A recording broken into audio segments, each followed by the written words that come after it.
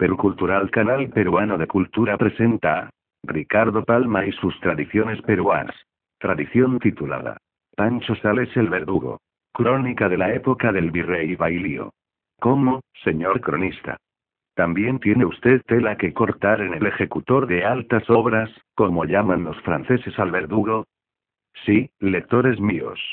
En un siglo en que Enrique Sansón ha escrito la historia de su familia, y con ella la de los señores de París desde 1684 hasta 1847, no sé por qué no ha de salir a la plaza la del último pobre diablo que ejerció entre nosotros tan sangriento oficio.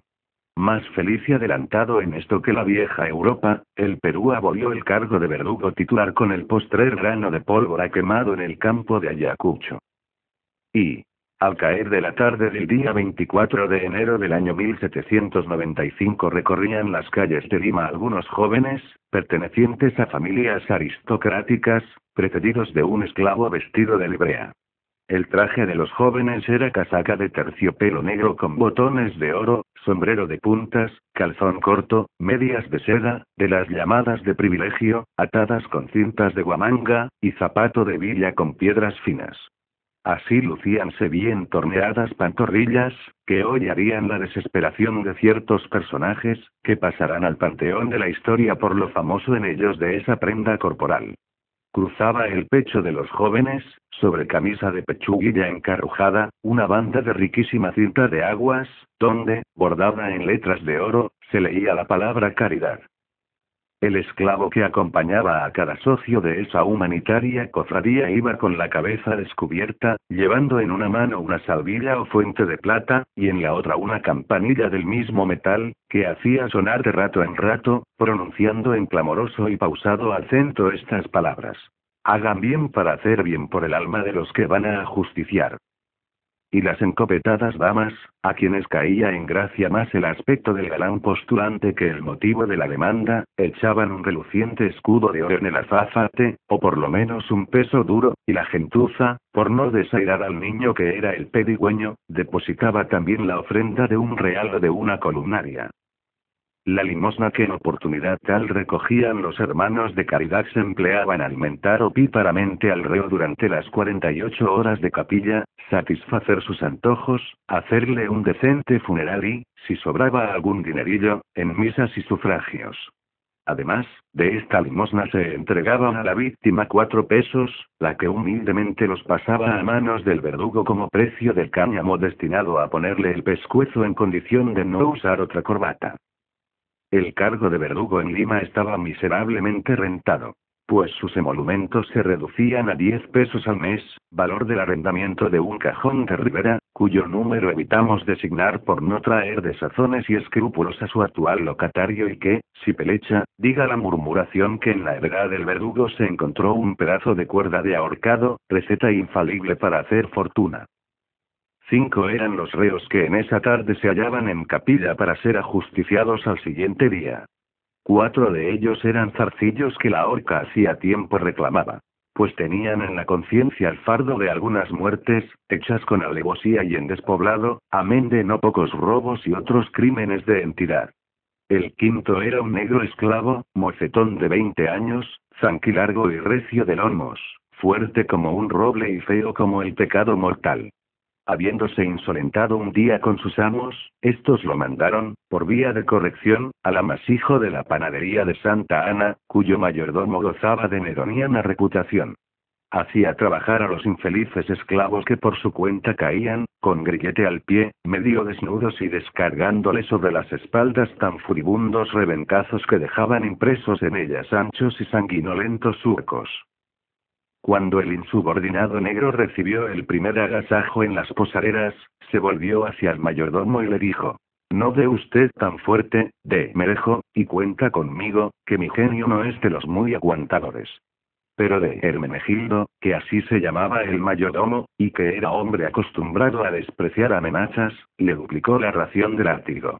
Y, sea por tirria o por congraciarse con los amos del negro, no dejaba pasar días sin arrimarle una felpa. Ya porque amasaba deprisa, ya porque era remolón, ello es que ni frío ni caliente contentaba a de Merejo. Una noche llegó el esclavo a desesperarse, y en un abrir y cerrar de ojos, lanzándose sobre el mostrador donde lucía el cuchillo con que don Hermenegildo acostumbraba cortar hogazas, lo hundió hasta el mango en el pecho del mayordomo.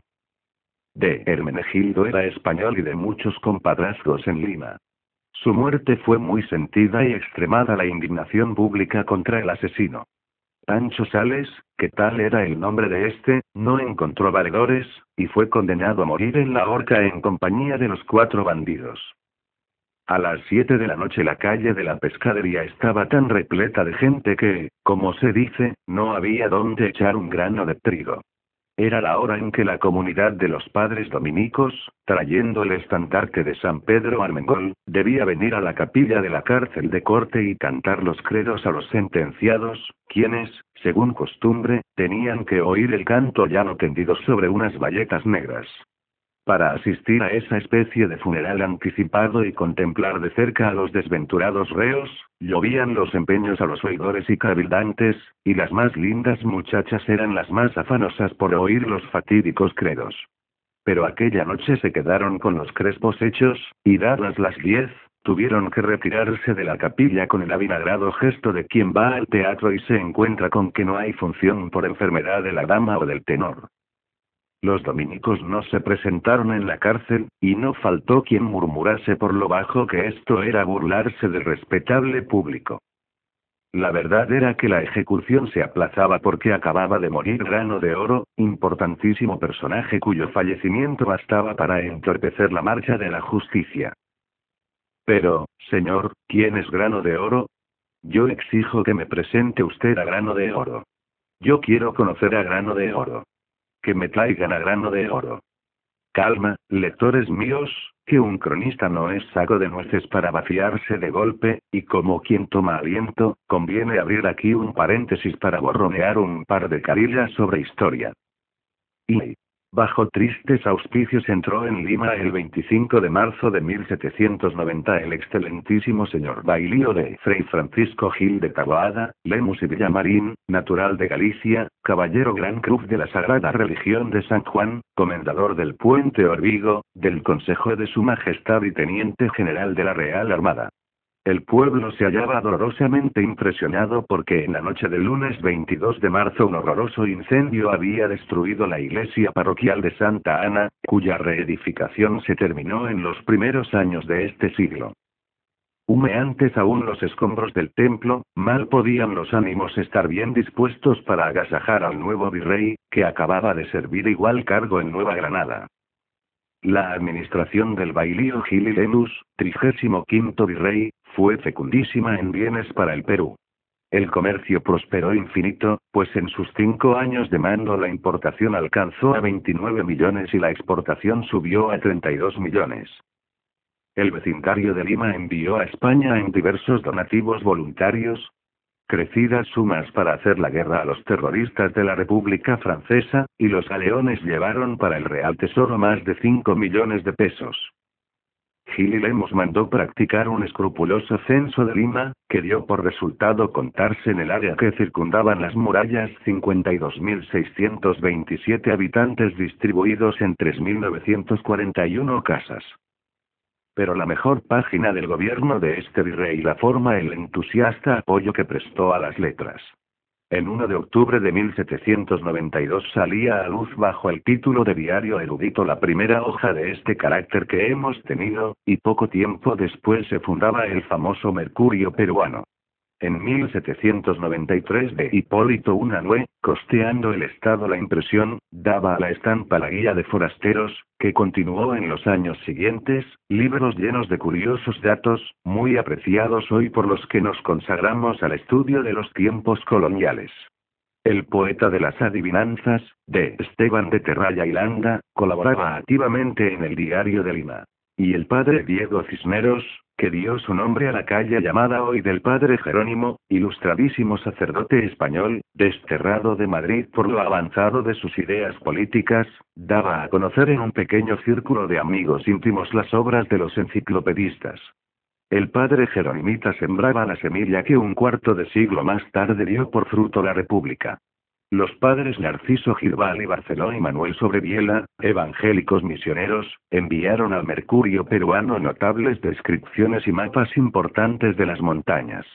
En nuestra época son, estos trabajos consultados con avidez, siempre que se pone en el tapete alguna cuestión de límites. Llamado por Carlos IV, Gil y Lemus abandonó Lima el 2 de octubre de 1796, habiendo pocos meses antes entregado el mando a O'Higgins. Llegado a España, lo nombró el rey ministro de Estado, creemos que en el ramo de Marina, y murió en 1810, muy pesaroso por haber sido uno de los miembros de la regencia que contribuyó a que Napoleón dominase en la metrópoli. Ely. Grano de Oro era un negrito casi enano, regordete y patizambo, gran bebedor e insigne guitarrista. Habiendo en cierta ocasión sorprendido a su coima en flagrante gatuperio, cortó por lo sano, plantando a la hembra y al rival tan limpias puñaladas que no tuvieron tiempo para decir ni Jesús, que es bueno. La justicia lo puso entre la espada y la pared, obligándolo a escoger entre la horca y el empleo de verdugo, vacante a la sazón. Grano de Oro, que tenía mucha ley a su pescuezo, aceptó el empleo. Pero el pícaro no lo desempeñaba en conciencia, sino perramente. Pues desde que se le anunciaba que había racimo que colgar y que fuese alistando los chismes del oficio, se entregaba a una crápula tan estupenda que, llegado el momento de ejercer sus altas funciones, no había sujeto, es decir, verdugo. Los pobres reos sufrían con él un prolongado ahorcamiento, una agonía espantosa. Grano de Oro carecía de destreza para hacer un buen nudo escurridizo y nunca daba con garbo y oportunidad la pescozada. La audiencia vivía descontenta con él, y si no procuraba reemplazarlo era porque el destino nada tenía de prebenda codiciable. En la mañana del 23 de enero un alguacil avisó por superior encargo a Grano de Oro que el 25, a las 11 del día, tendría que apretar la nuez a 5 pájaros de cuenta. Nunca se las había visto más gordas en 8 años que contaba de verdugo, y lo extraordinario del caso lo comprometía a que fuese también extraordinaria la bebendurria. Y fue lo tanto que, como el buen artillero al pie del cañón, Grano de Oro cayó redondo y para más no levantarse al pie de una botija de guarapo. La repentina muerte del verdugo trajo gran agitación entre los golillas. No había quien quisiese reemplazarlo, y los reos llevaban trazas de pudrirse en la cárcel. Por fin, sus señorías resolvieron, como último expediente, ver si alguno de los condenados consentía en ajusticiar a sus compañeros y salvar la vida aceptando como titular el aperreado cargo. Por su parte, los 5 criminales, que tenían noticia de los atrenzos en que se hallaban los jueces, se juramentaron un día en misa, a tiempo que el sacerdote levantaba la sagrada hostia, para rechazar la propuesta. Así, pensaban, no encontrando la justicia sustituto para el difunto Grano de Oro y no pudiendo darse el gusto de verlos hacer zapatetas en el vacío, tendría que conmutarles la pena de muerte con la de presidio en Chagres o Valdivia. Lo que importa por el momento, se dijeron, es salvar el número 1. Que en cuanto a la libertad, demos tiempo al tiempo y Dios proveerá. Al cabo un alcalde del crimen, acompañado de escribanos y corchetes, llegó a la prisión e hizo la propuesta a 4 de los condenados, que contestaron como aquel enemigo del matrimonio a quien junto al cadalso le prometieron perdón, con tal de que se casase con una muchacha, y dijo al verdugo: «Arre, hermano, que renguea». El muy bellaco era de paladar delicado. Los sentenciados respondieron rotundamente: «La disyuntiva es tal, señor alcalde, que preferimos la N de palo». Desesperanzado el alcalde ante la negativa de los 4 avezados criminales, más por llenar la fórmula que porque aguardase favorable acogida, dirigió la palabra al último de los reos, que era precisamente el iniciador de la idea de juramentarse en presencia de la hostia consagrada. Pero hecha la pregunta, se le oyó con general sorpresa decir: «Compañeros, cada uno de ustedes debe 3 muertes por lo menos y debía estar ahorcado 3 veces. Yo solo una vez he tenido mala mano, y esa miseria es pecado venial que se perdona con agua bendita. Como ustedes ven, el partido no es igual, y por lo tanto, acepto la propuesta». Y desde 1824 Pancho Sales quedó cesante. Pues le fue retirada la pensión de 10 pesos que recibía por el cajón de Rivera. Hasta su muerte, después de 1840, habitó una tienda con gran corral, inmediata a la conocida huerta de presa en la parroquia de San Lázaro. Desde que los insurgentes, como llamó siempre a los patriotas, lo destituyeron de su elevado empleo, Pancho Sales ganaba la vida tejiendo cestos de caña y alquilando a las empresas de la plaza de Hacho una jauría de perros bravos que hacían maravillas lidiando con los toros de Retes y Bujama. Todavía en la administración Salaberry, Pancho Sales, ya no como verdugo, sino por amor al arte, se prestaba a vendar los ojos a los que iban a ser fusilados.